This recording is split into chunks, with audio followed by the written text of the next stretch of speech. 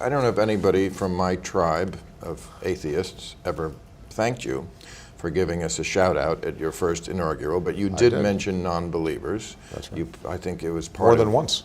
More than once. I mean, it's not just in that speech. I've done it often. Well, we appreciate it.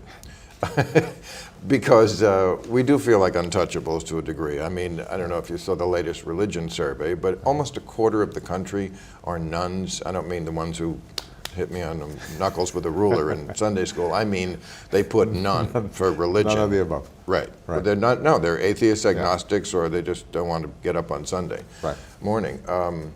And we have no representation in Congress. If our numbers were represented, there'd be over 100 Congress people who felt that way.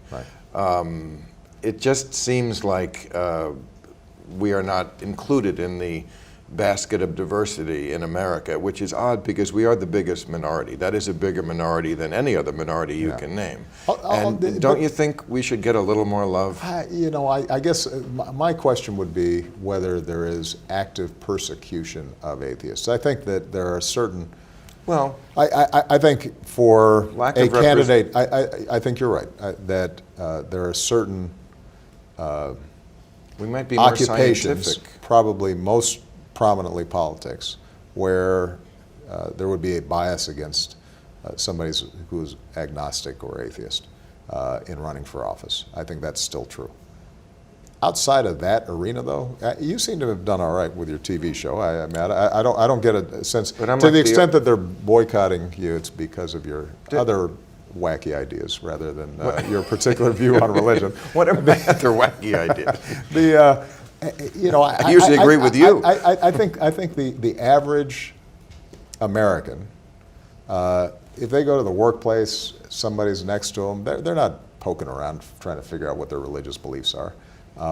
So here's what I would say, that I think that we should foster a culture in which people's private religious beliefs, including atheists and agnostics, are respected. And that's the kind of culture that I think allows all of us then to believe what we want. That's freedom of conscience. That's what our Constitution guarantees.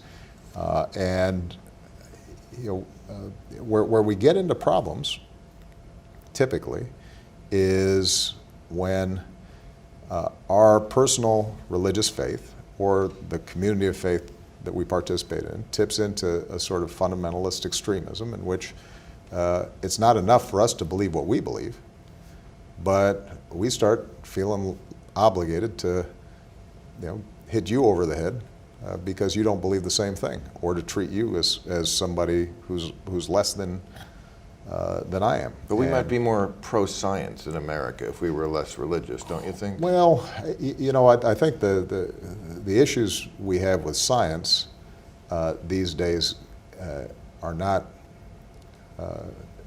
restricted to what's happening with respect to religion. There are a lot of very religious scientists around.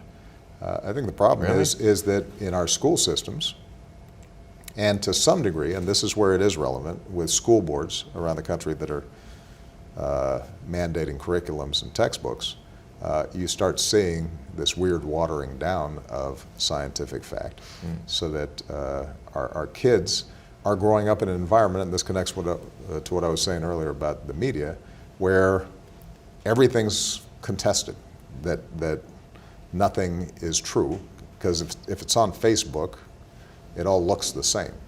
And if you're reading something from a Nobel Prize winning physicist next to, you know, some guy in his underwear, you know, writing in his basement, or his mom's basement, on text, it looks like it's equally plausible.